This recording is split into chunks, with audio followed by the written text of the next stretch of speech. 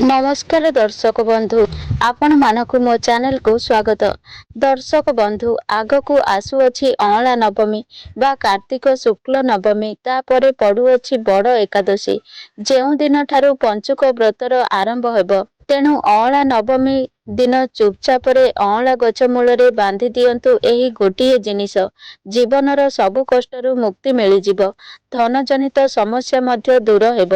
दर्शक बंधु भिडियो रे आमे जानिबा जे अँला नवमी केबे पड़ुअछि, अँला नवमी पूजा आमे किपरि भाबरे करिबा उचित, अँला नवमी दिन अँला गछरे केउ जिनिस बांधिबा द्वारा धन ऐश्वर्य टाणी होई आसिबो, से सबु कथा जानिबा पाई भिडियोटी को शेष पर्यंत निहाती देखंतु। दर्शक बंधु पंजिका अनुसारे चलित वर्ष अक्टोबर 31 तारीख शुक्रवार दिन अँला नवमी व्रत पालित हेब। सूर्य उदय को आधार करी अँला नवमी बा अँला वृक्षर पूजा करा जाए। 30 तारीख 10:08 रु आरंभ हेउछि एवं एही तिथिटी समाप्त हेब अक्टोबर 31 तारीख शुक्रवार दिन 10:03 रे।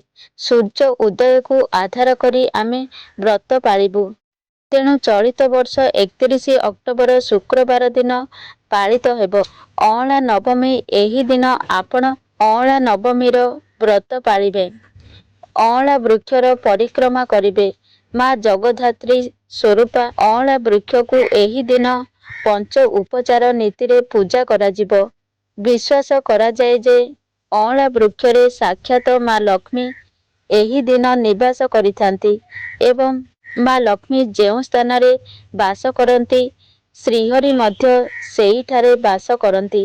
तेणु अँला गछ को आमे वर्ष सारा घरे रखी आमे पूजा करिबा सहित अँला नवमी दिन विशेष रीतिनीति रे पूजा करिथाउ। अक्टोबर 31 तारीख शुक्रवार दिन नवमीर 31 श्राद्ध बा प्रावण श्राद्ध मध्य कराजिबो। तेबे चालंतु जानिबा एही दिन शुभ बेला ओ माहिंद्र बेला केतेबेले अछि, जेउ समय रे आपण अँला वृक्षर पूजा कले विशेष शुभ फल प्राप्त करिबे। एही दिन जदि आपण माँ लक्ष्मी नारायण को विशेष भावरे पूजा करिबे तेबे वर्ष जाक घरे धन अन्नर अभाव हेब नाही। अँला वृक्षर पूजन सहित सर्व देवी देवतांकर पूजन करिबा, मंदिर रे सर्व देवी देवतांकर दर्शन करिबे एवं अँला वृक्षर परिक्रमा करिबा द्वारा समस्त प्रकारर मनस्कामना पूर्ण हुए, घरे सुख समृद्धि विराजमान करिथाए। अक्टोबर 31 तारीख शुक्रवार दिन शुभ बेला अमृत बेला हेउछि सूर्य उदय ठारू सकाळ 6:58 रे एवं सकाळ 7:45 रु नेई सकाळ 8:29 मध्यरे एवं मध्याह्न समय 12:53 रु नेई मध्याह्न समय 2:09 मध्यरे अँला वृक्षर पूजन पाई शुभ मुहूर्त हेउछि सूर्य उदय ठारू सकाळ 6:58 मध्यरे एवं 7:45 को नहीं दिन 8:29 मध्यरे अँला वृक्षर पूजा पाई सर्वोत्तम समय बा शुभ समय अटे। सही समय मध्य आपण ठाकुर पूजा मध्य करिबे, सूर्य को अर्घ्य देबे एवं तुलसी रे मध्य जल चढ़ाइबे। ए समस्त नित्य पूजा सारी आपण अँला वृक्षर पूजा करिबे। पंच उपचार नीति रे अर्थात गंध पुष्प धूप दीप नैवेद्य देई। दर्शक बंधु अँला वृक्ष पवित्र वृक्ष हेबा सह उपकारी वृक्ष मध्य अटे। स्वयं अँला वृक्षरे लक्ष्मी नारायणकर निवास स्थान अटे। अँला वृक्षर पूजा करिबा पूर्वरु प्रथमे अँला गछर मूल को सफा करंतु, तापरे पंचवर्ण मुरुज किंबा सप्तवर्ण मुरुजरे मंडल आंकिबे। सप्तम पाखुड़ा विशिष्ट पद्म आपण अँला वृक्ष निकटरे आंकी पारिबे। एही दिन अँला वृक्षर अभिषेक मध्य करा जाए। अँला वृक्ष निकटरे शुद्ध जल, गंगा जल, क्षीर किंबा अमृत पंचामृत देई अँला वृक्षर अभिषेक करिबे। नवमी दिन अँला वृक्ष निकटरे शुद्ध जल, गंगा जल, क्षीर किंबा पंचामृत ଢାଳି ଅଭିଷେକ କରାଗଲେ ମନୁଷ୍ୟର ଜନ୍ମ ଜନ୍ମାନ୍ତର ପାପ କ୍ଷୟ ହୁଏ। ଦ୍ୱିତୀୟ ଥର ଶୁଦ୍ଧ ଜଳ, ଗଙ୍ଗା ଜଳ କିମ୍ବା କ୍ଷୀର ଆପଣ ଅର୍ପଣ କରିବେ। ତାପରେ ଆପଣ ଅଁଳା ବୃକ୍ଷରେ ବା ଡାଳରେ ନାଲି ରଙ୍ଗର ଏକ ଓଢ଼ଣୀ ବାନ୍ଧି ଦେବେ। ନାଲି ରଙ୍ଗର ନୂଆ ଓଢ଼ଣୀ ଅଁଳା ନବମୀ ଦିନ ଅଁଳା ବୃକ୍ଷରେ ବାନ୍ଧିଦେଲେ ମା ଲକ୍ଷ୍ମୀ ପ୍ରସନ୍ନ ହୁଅନ୍ତି ଏବଂ ଆପଣଙ୍କ ଗୃହରେ ସ୍ଥାୟୀ ରୂପରେ ନିବାସ କରିଥାନ୍ତି। ଏହାପରେ ଅଁଳା ବୃକ୍ଷରେ ଚନ୍ଦନ ସିନ୍ଦୁର ଲଗାଇବେ। ତାପରେ ନାଲି କିମ୍ବା ହଳଦିଆ ରଙ୍ଗର ପୁଷ୍ପ ଅର୍ପଣ କରିବେ। ତାପରେ ଧୂପ ଦୀପ ଦେଇ ଅଁଳା ବୃକ୍ଷର ପୂଜା କରିବେ।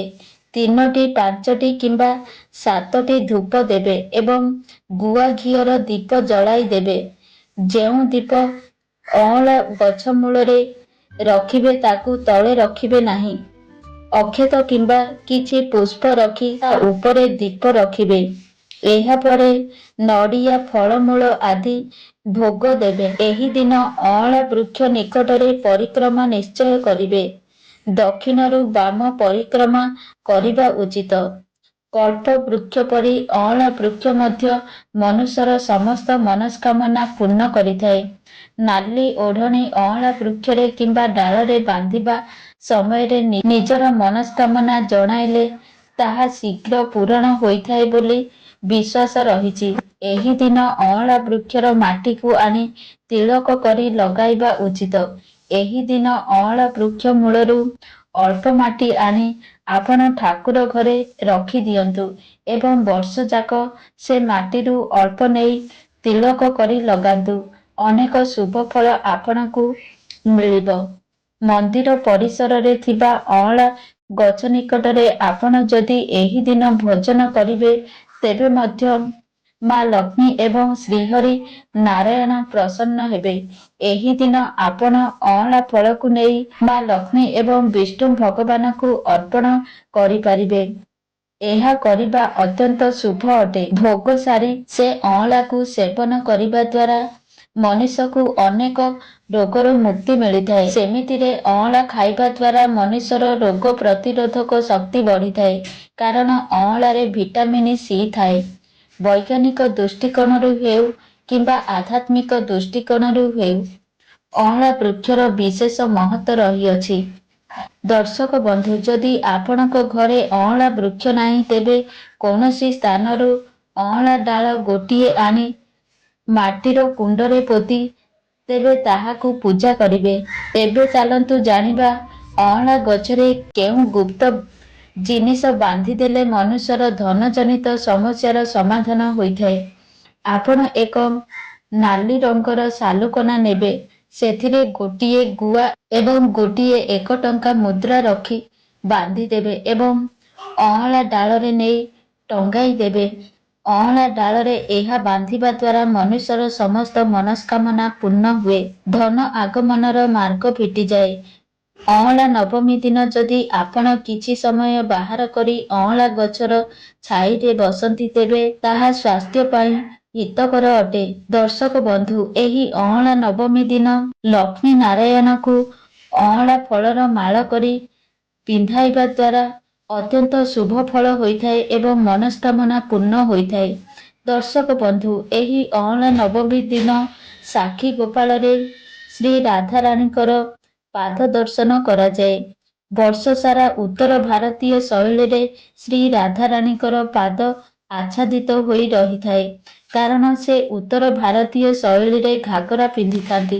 ମାତ୍ର ଗୋଟିଏ ଦିନ ଅର୍ଥାତ୍ ଅଁଳା ନବମୀ ଦିନ ଶ୍ରୀ ରାଧାରାଣୀ ଓଡ଼ିଆଣୀ ବେଶରେ ସଜେଇ ହୋଇଥାନ୍ତି, କାଛା ମାରିଥାନ୍ତି। ସେଥିପାଇଁ ତାଙ୍କ ଲୁଗା ପାଦ ଉପରେ ଟେକି ହୋଇ ରହିଥାଏ ଏବଂ ତାଙ୍କର ପାଦ ଦେଖାଯାଇଥାଏ ଏବଂ ଭକ୍ତଗଣ ଅଁଳା ନବମୀ ଦିନ ଶ୍ରୀ ରାଧା ପାଦକୁ ଦର୍ଶନ